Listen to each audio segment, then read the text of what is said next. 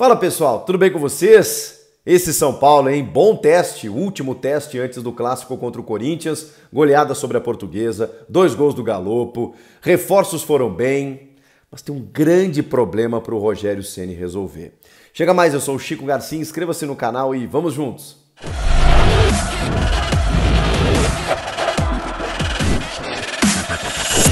Bora falar dessa vitória tricolor no Morumbi com a Portuguesa, um clássico histórico, né, que há muito a gente não via. Desde 2015 as duas equipes não se enfrentavam no estadual. A Lusa, que está de volta à elite do futebol paulista, levou inclusive torcedores para o estádio do Morumbi nessa noite. Mas o São Paulo goleou, fez um 4-1, jogou bem e com alguns destaques. O Rogério Ceni, pela proximidade do clássico com o Corinthians no domingo, deixou o Calleri no banco, Jonathan Calleri, e preservou outros 2 jogadores, curiosamente 2 gringos também, o Arboleda, zagueiro, e o Mendes, volante equatoriano que estava na Copa do Mundo, que chegou como reforço, mas já chegou sendo titular, jogando bem ali no meio-campo de São Paulo. Então a gente já pode imaginar que esses jogadores preservados serão titulares no domingo, beleza. Mas algumas situações estão dificultando a vida do Rogério Ceni. Uma delas está na lateral direita, porque ele tem 3 laterais machucados. Não só o Rafinha, não só o Igor Vinícius, mas o Moreira também. Isso fez com que o Orejuela fosse desarquivado. O Orejuela estava fora dos planos, já tinha sido emprestado para Grêmio, Atlético Paranaense. Não era uma tendência de utilizá-lo, só que a necessidade fez com que o Orejuela jogasse hoje. E eu vou dizer o seguinte, ele até não foi mal, porque a gente tem uma última impressão do Orejuela que é terrível. Não só no São Paulo, nos clubes por onde ele passou, ele nunca mais conseguiu desenvolver aquele futebol que ele apresentou no Cruzeiro. E o Orejuela, que foi adquirido por 13 milhões de reais pelo São Paulo, tem algumas qualidades ofensivas. Só que realmente ele é um lateral que é quase um atacante, né? Ele é praticamente um atacante. Então ele tem vários problemas defensivos. Porém, eu acho que em alguns momentos ele até, mesmo que tenha se perdido em algum momento no jogo, mas eu acho que ele teve em alguns momentos uma qualidade, uma certa qualidade para cumprir aquilo que ele precisava fazer. Só que, por que eu estou falando no Orejuela? Porque o Orejuela, ele, além de ser resgatado para jogar numa função em que você não tem jogador, ele também ocupa uma função de estrangeiro, que é uma função hoje cara, é uma função muito restrita, é uma função que você precisa cuidar quem vai jogar nessa função, porque são apenas 5. E aí o São Paulo tem não só um excesso de estrangeiros no elenco, como no time titular. Calleri, Arboleda e Mendes. Começa aí. Você já tem três estrangeiros que são titulares absolutos. Sobram 2 vagas. Uma delas era do Ferrarese, que machucou, tem sido do Alan Franco. Provavelmente vai ser o Alan Franco. E a outra acaba sendo ocupada pelo Orejuela. Tá, Chico, mas e o Galopo? Olha que coisa. O Galopo, provavelmente, por conta da necessidade do Orejuela jogar, não vai poder atuar contra o Corinthians no clássico do domingo.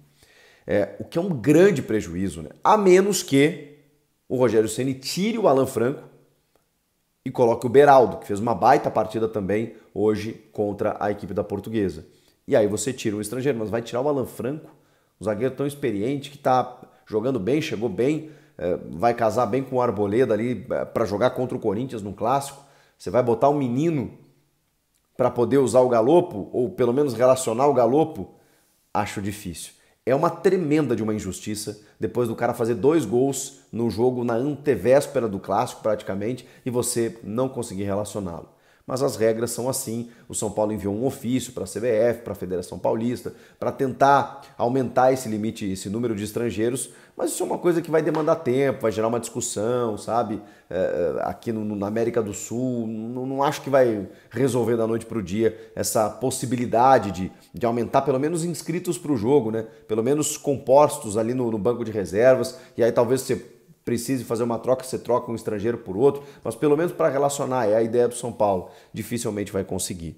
E cara, o Galopo jogou muito bem, aliás tem jogado, é o artilheiro do time na temporada, fez gol contra a Ferroviária, fez outros 2 gols hoje, e jogou numa função diferente, jogou teoricamente como um falso 9. É que ele e o Luciano ali se alternaram, mas ele apareceu praticamente como um centroavante, não só para fazer o gol na grande jogada do David, vou falar sobre o David, mas também para assumir a responsabilidade, bater a penalidade, o terceiro gol do São Paulo, que praticamente decreta a vitória e com muita qualidade, né? Ele bateu esse pênalti. Um jogador que, poxa, talvez a sensação que eu tenho é que ele precisava de uma sequência, precisava de um pouco mais de confiança para poder jogar, porque ele não jogou na função dele e não é que ele tenha feito um grande jogo, não é isso. Mas ele, cara, ele sabe fazer gol, ele sabe fazer esse papel, seja de meia atacante, seja de um cara de construção, que é o que ele gosta, ou seja um cara pisando na área, aparecendo ali como um centroavante, como um atacante. Ele é um jogador bem interessante, que pode crescer muito nesse time do São Paulo, só que ele está enfrentando uma barreira legislativa, que é essa questão dos estrangeiros. E também por conta das lesões, né? Porque não fossem as lesões, jogaria ou Rafinha ou Igor Vinícius, e o Orejuela estava fora dos planos. E o Galo poderia jogar. E isso que eu nem estou falando no Gabriel Neves, que está simplesmente, né, cortando a grama do CT da Barra Funda, porque não tem o que fazer. É uma pena, é uma pena. Talvez tenha faltado planejamento do São Paulo, ou se preocupar com isso antes, né, em mudar a regra, antes de contratar 8 estrangeiros para o Rogério poder escalar. Bom, ele preservou, como eu disse, Arboleda e Mendes e o Caleri, foi obrigado a escalar o Orejuela, Beraldo, em que partida ao lado do Alan Franco, e o Wellington na lateral esquerda. Depois até entrou o Lisieiro, que participou do último gol, no gol do Pedrinho. O meio de campo com o Nestor e o Pablo Maia voltando. O Nestor fez um grande jogo, fez um bom jogo. Eu sei que a galera pega no pé do Nestor, mas assim, é um cara que, vou falar aquela expressão que talvez os torcedores não gostam, alta taxa de participação, é o que o Nestor tem. Ele aparece na frente, ele aparece na marcação, ele aparece para construir, ele aparece para finalizar, ele não se esconde. E muitas vezes acaba chutando para fora, acaba dando bote errado, acaba errando passe, e aí o torcedor acaba pegando no pé. De uma coisa tem que se dizer do Nestor, ele se apresenta. O Luciano na nova função. O Luciano fez um belíssimo gol de cabeça num cruzamento do Wellington Rato. Bola parada que o São Paulo ganha com o Wellington Rato na perna esquerda. Ele cobra muito bem faltas e escanteios.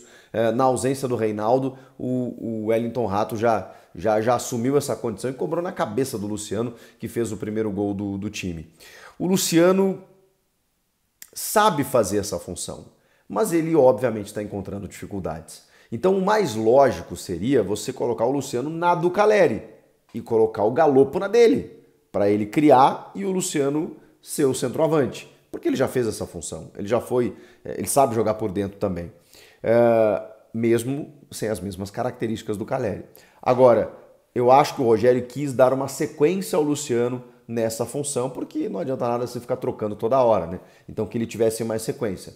Depois ele se soltou um pouco, depois do gol, mas até o gol era praticamente uma figura nula, né? A bola não passava por ele. E aí o São Paulo estava caminhando para um ritmo muito perigoso, daqueles jogos em que o time fica martelando e o gol não sai. Até os 29 minutos do primeiro tempo, era cruzamento na área, era posse de bola, era tentativas que barravam, né, no adversário, e o São Paulo estava se encaminhando para aquele cenário. Até que sai o gol e a coisa facilita, o jogo fica mais aberto e tal, e aí vem o segundo gol. E o segundo gol é de uma jogada espetacular do David. Pedido de Rogério Ceni, insistência de Rogério Ceni, teimosia do Rogério Ceni, perseverança de Rogério Ceni. O David fez uma jogadaça pelo lado esquerdo e toca para o Galopo, chegando junto com o Rato, né? E o Galopo faz o segundo gol. Ali meio que abre a porteira, São Paulo tranquiliza para conseguir a vitória e dá mais moral ainda. Ainda tem um pênalti sofrido pelo Rodrigo Nestor, que é um volante, que pisa na área, que aparece, que poderia ter feito um cruzamento, mas ele sofre a carga, e aí o Galopo, com muita qualidade, como eu disse, pegou a bola, e o Luciano também, né? Mas ele chamou a responsa, quis ele bater e ele resolveu. É um jogador que pode crescer muito, mas o limite de estrangeiros, meu Deus, que angústia, né? Um cara jogar assim no jogo e ele não poder jogar o clássico, isso é lamentável, é difícil de engolir. Mas enfim, e aí, depois desse terceiro do gol, aí tem o gol da Portuguesa, né? uma bela enfiada de bola pelo meio, cortando a zaga, né? Cortando a defesa, ele chega na frente do Rafael, chuta, tira bem do Rafael, né? Ele já tinha feito algumas defesas boas no jogo, a bola bate na trave e entra. Só que aí o São Paulo faz o quarto com o Pedrinho, que também entra bem. O Pedrinho entra bem também pelos lados do campo, lá rabiscando pelo lado esquerdo, a bola chuta. Mas na verdade foi o Lisieiro que recupera uma bola, toca para ele, existia até uma dificuldade, sentia impedimento e tudo mais, não tinha, o Pedrinho vai lá e dá um chutaço e o goleiro da Portuguesa, bom goleiro, até acaba espalmando para dentro. Enfim, 4-1 com algumas afirmações desses reforços, o Pedrinho, o Wellington Rato, jogadores que, enfim, vão ganhando um corpo para se tornarem as primeiras opções. Você tem o jovem Beraldo, que fatalmente vai ser titular, na sequência vai ser titular, até pelo limite de estrangeiros, e claro que não vai sobrar o Arboleda, né? Vai sobrar o Alan Franco, o Ferrarese machucou, provavelmente o Beraldo vai fazer uma dupla com o Arboleda. Já o Rogério Ceni vai testar isso, não tenho dúvida. Dentro dessa atuação tricolor, a gente destaca esses jogadores que eu falei, a volta do Pablo Maia, boa atuação do Nestor, o Luciano, que fez um gol e que pode jogar em várias funções, é um cara polivalente, super identificado com o time, mas que ainda precisa aprimorar mais essa função que o Rogério está ali lhe concedendo nesse começo de ano. E tem o Galopo como um cara que quer fazer gol, quer criar, quer construir, quer jogar. E o Rogério com essa dificuldade na lateral. Enfim, questões para ele resolver para o Clássico já contra o Corinthians no fim de semana. Eu tentei montar um time aqui, ó. O Rafael no gol, o Orejuela na direita, porque não tem o que fazer, o Alan Franco e o Arboleda. Aqui já tem 3 estrangeiros, Orejuela, Alan Franco e Arboleda. Sobram 2 vagas, Mendes e Caleri. Não tem como fugir disso. Meio de campo com Mendes, Nestor e Luciano, Rato, David e Caleri. Pode ser que ele mude isso? Pode. Pode ser que, inclusive, o David ou o Rato acabem, digamos assim, abrindo espaço para um Galopo, desde que você retire um dos estrangeiros, e provavelmente sobraria para o Alan Franco, porque aí o Orejuela não tem reposição, a menos que ele improvise ali algum outro jogador na lateral direita, e o Mendes também é titular. Então, dificilmente a escalação não será essa, com Rato, David e Caleri lá no ataque. O Galopo diz que não é um 9, que não é um substituto do Caleri, mas que vai fazer a função que o Rogério lhe pedir. Eu também acho que ele não é um 9, mas eu acho que ele corresponde, viu? Na necessidade, esse cara pode ajudar muito o São Paulo ao longo da temporada. Mas precisa cair o limite de estrangeiros, ou então o São Paulo resolver de outra forma. Como, por exemplo, recuperar um dos laterais para o Orejuela sobrar. Repito, não foi tão mal hoje, mas na hierarquia, quem sobraria seria ele. Comenta aqui o que vocês acharam do jogo, qual a expectativa, né, do jogo do São Paulo para receber o Corinthians domingo no Morumbi. A gente vai estar acompanhando esse jogo, eu vou trazer um vídeo aqui no canal com certeza. Quero a tua opinião, quero o teu like no vídeo e até a próxima. Tchau!